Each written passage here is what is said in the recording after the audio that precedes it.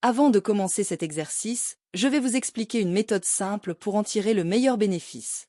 D'abord, je vous conseille de regarder la vidéo une première fois avec les sous-titres activés. Cela va vous aider à mieux comprendre le contenu, en faisant le lien entre ce que vous entendez et les mots écrits.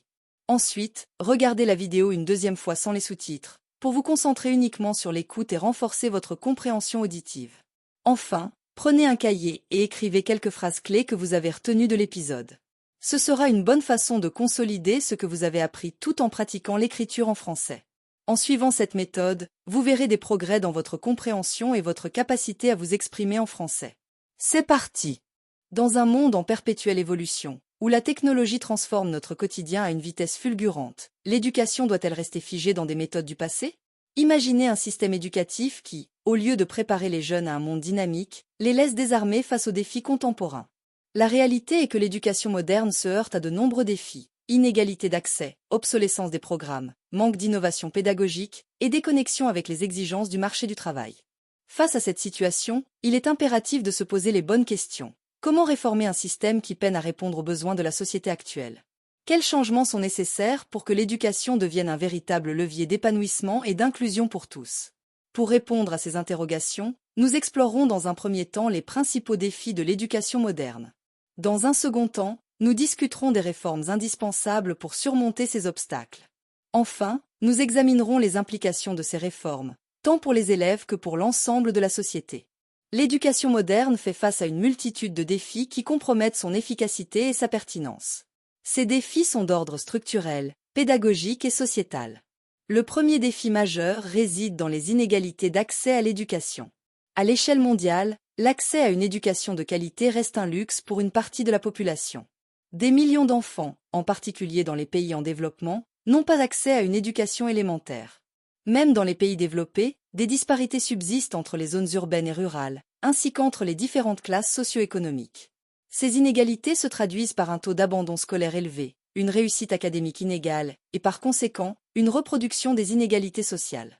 Les enfants issus de milieux défavorisés ont souvent moins de ressources et d'accompagnement, ce qui limite leur potentiel d'apprentissage et leur capacité à réussir. Un autre défi majeur concerne l'obsolescence des programmes scolaires. Dans un monde où les compétences requises évoluent rapidement, les curriculums éducatifs ont souvent du mal à suivre le rythme. Les matières enseignées, souvent trop théoriques et peu en phase avec la réalité du marché du travail, ne préparent pas adéquatement les élèves aux défis qu'ils rencontreront dans leur vie professionnelle. Les compétences telles que la pensée critique, la créativité, la collaboration et l'aptitude à résoudre des problèmes ne sont pas suffisamment intégrées dans les programmes. Les élèves sortent ainsi du système éducatif avec des connaissances académiques, mais manquent des compétences pratiques et interpersonnelles essentielles pour s'adapter à un environnement de travail en constante mutation. Le troisième défi majeur est la déconnexion entre l'éducation et le marché du travail. Les entreprises ont des attentes claires en matière de compétences, mais le système éducatif, souvent rigide et traditionnel, ne parvient pas à s'adapter. Cette situation crée un fossé entre les compétences des diplômés et les besoins des employeurs, entraînant un taux de chômage élevé parmi les jeunes. La transition entre l'éducation et le monde du travail est trop souvent marquée par des difficultés, car les jeunes diplômés n'ont pas reçu la formation pratique nécessaire pour répondre aux exigences du marché. Par conséquent, il est essentiel de repenser cette relation entre l'éducation et le monde professionnel pour garantir une meilleure employabilité des jeunes. Pour relever ces défis, des réformes profondes et adaptées sont nécessaires. Ces réformes doivent se concentrer sur l'équité, l'innovation pédagogique et la collaboration avec le secteur privé. La première réforme essentielle concerne la promotion de l'équité d'accès à l'éducation. Cela nécessite une volonté politique forte et des investissements ciblés dans les infrastructures éducatives, particulièrement dans les zones défavorisées. Les gouvernements doivent s'assurer que tous les enfants, quel que soit leur milieu socio-économique, ont accès à une éducation de qualité. Il est également crucial de développer des programmes de soutien, tels que des bourses, des tutorats ou des initiatives de mentorat, pour aider les élèves issus de milieux défavorisés. Ces initiatives peuvent permettre de réduire les disparités et d'offrir à tous les enfants une chance équitable de réussir.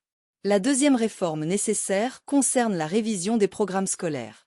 Les curriculums doivent être modernisés pour intégrer des compétences pratiques et transversales, telles que la créativité, la pensée critique et la collaboration.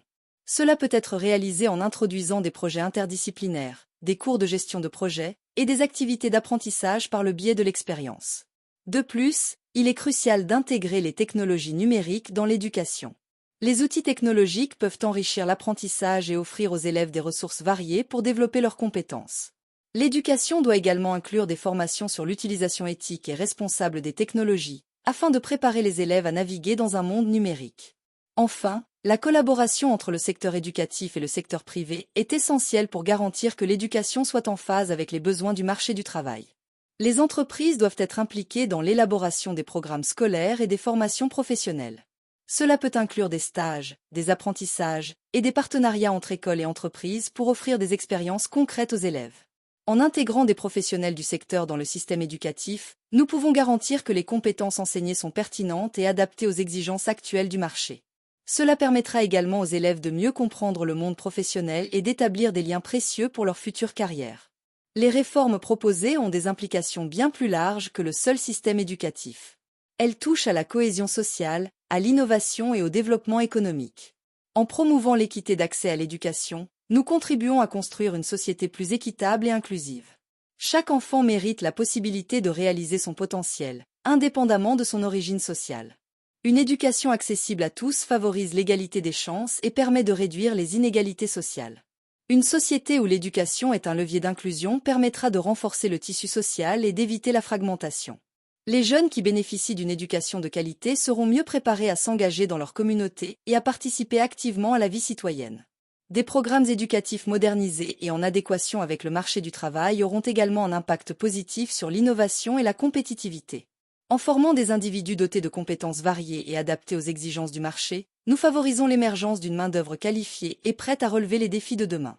Les entreprises bénéficieront de travailleurs plus compétents, capables de s'adapter rapidement aux changements. Cela stimulera également la création d'emplois et le développement économique, car les jeunes diplômés seront mieux équipés pour innover et créer de nouvelles entreprises. Les réformes éducatives peuvent encourager le développement d'une culture de l'apprentissage continu. Dans un monde en évolution rapide, il est essentiel que les individus soient ouverts à l'apprentissage tout au long de leur vie. En intégrant des compétences pratiques et des expériences réelles dans l'éducation, nous préparons les élèves à s'adapter aux changements et à continuer à se former tout au long de leur carrière. Cette culture de l'apprentissage continu sera bénéfique non seulement pour les individus, mais aussi pour la société dans son ensemble. Elle favorisera l'innovation, la résilience et la capacité d'adaptation face aux défis futurs. Pour récapituler, les défis de l'éducation moderne sont réels et multiples. Cependant, des réformes ciblées et ambitieuses peuvent transformer ce système en un levier d'épanouissement et d'inclusion pour tous.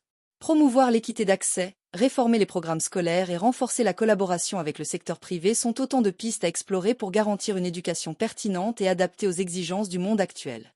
Il est de notre responsabilité collective, en tant que citoyens, éducateurs et décideurs, de soutenir ces réformes et de s'engager activement dans la transformation du système éducatif. Une éducation de qualité est la clé pour construire une société plus juste, plus innovante et plus résiliente. Chers auditeurs, je vous invite à réfléchir à votre propre parcours éducatif. Quels défis avez-vous rencontrés? Quelles réformes souhaiteriez-vous voir mises en place? Partagez vos idées, vos expériences et vos suggestions. N'oubliez pas de partager cette réflexion, d'en discuter autour de vous, et de vous engager dans cette noble cause qu'est l'éducation.